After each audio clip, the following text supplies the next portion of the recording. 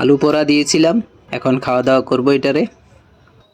Hello বন্ধুরা, আসসালামু আলাইকুম। তো খুব ছোটবেলায় এই বড়দেরকে দেখতাম যে লাকড়ি চুলাতে যে রান্না বান্না করতো, তো সেখানে কয়েকটা আলু দিয়ে রাখতো।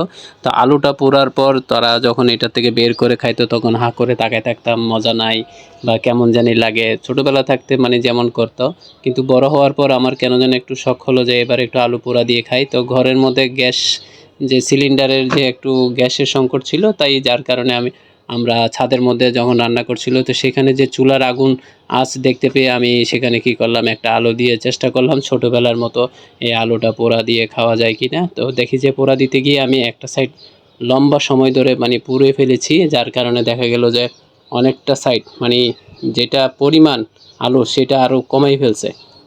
কিন্তু একটু লবণ মানে লবণ মিস করতেছি এরকম মনে হচ্ছে, কিন্তু খাওয়া যাচ্ছে।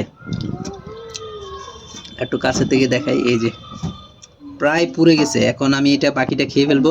তো আমার রিভিউ দেওয়া শেষ, সিদ্ধ হয়েছে, খাওয়া যাচ্ছে। তবে যাদের অভ্যাস আছে তারা খেতে পারবে।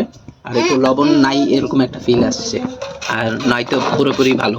তবে আমি মনে হয় একটু বেশিক্ষণ রাখছি, তো যার জন্য এটা অনেকটা জায়গা পুড়ে গেছে। আজকে রিভিউ এখানেই শেষ।